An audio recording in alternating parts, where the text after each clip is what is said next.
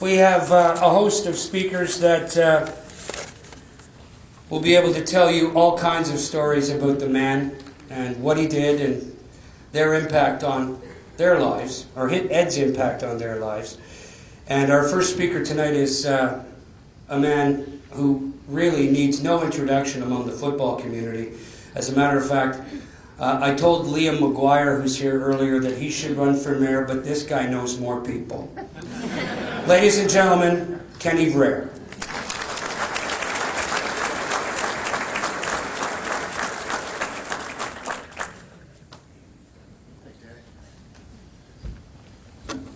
Good evening, everybody.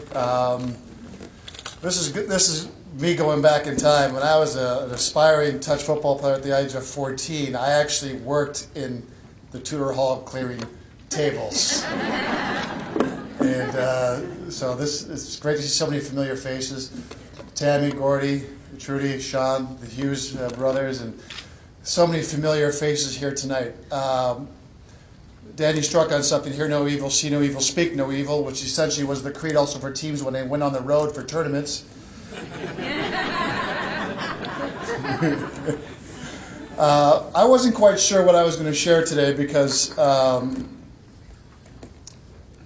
it's more than just football. His presence in the lives of so many has transcended the game of football. Football essentially was the vehicle that brought us all together. How did I meet Ed Laverty? We didn't get off on the right foot. I was coaching as a 14-year-old for a team. My dad was the head coach of the Odyssey printing team, and they had a championship game in the Women's Touch Football League, and they were playing against the perennial juggernaut team, the BJs. And we were insulted that the BJs were leading by about 40 points. And so my dad lost his mind on the refs, and being his son, I followed suit, and we got suspended by Ed Laverty for life. That is an absolute true story. And he and I never actually spoke about it afterwards, but I can tell you that the game of football, for me, really began sort of that journey to where I went into playing pro, began playing for the Sports Shoe Dolphins. And so many great athletes and fun guys. And I learned how to run routes. I learned how to play the game at a certain level, a competitive level. And it probably came from watching my first senior men's touch football game at High School of Commerce, and it was Dan Kelly's versus Sports Shoe Dolphins. And I had seen the Alouettes play the Rough Riders, and I had seen a lot of football players in my time, and met a lot of them when they came to the Boys and Girls Club to sign autographs for us. But to watch these guys play at such a high level and to see that torch carried by so many great athletes that are in this room tonight. And the common denominator is Ed Laverty. And when it comes to football, when I think of Ottawa football, specific, quarterbacks, Russ Jackson, Ronnie Lancaster for a little bit.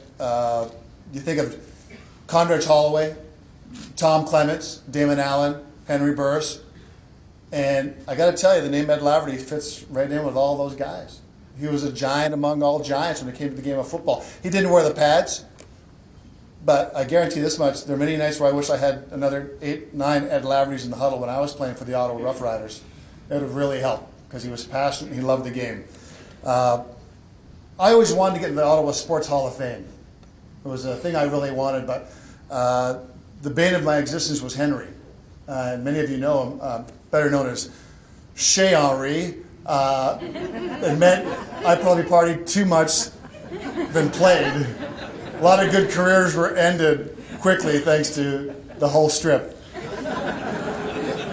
But when I look back on football and what the game has given me, it's given me the opportunity to meet guys like Ed Laverty and Tammy and Sean Hall, who I coached in college, and so many of the guys in the room. And really, this isn't about football. This is about forging relationships and friendships. You think of some of the Donnie and Don Carl, right? Met through touch football.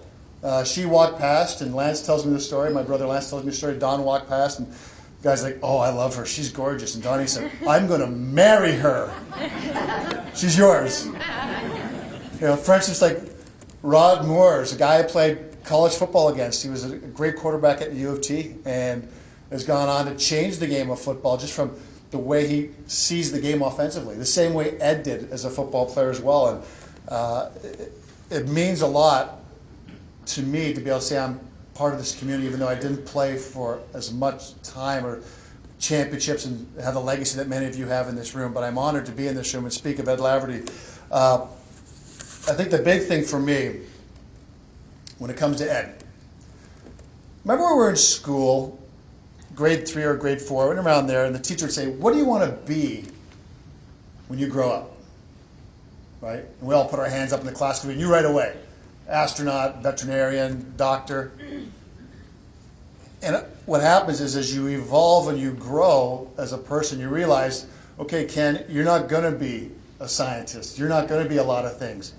But I just can't help but think that when Ed was asked that question in school, he said, I'm going to play football. I'm going to play it all my life. And once I'm done, I'm going to have created a legacy that transcends the game as we know it. And he's done that. He's a Hall of Famer. The question shouldn't have been, does Ed Laverty belong in a Hall of Fame?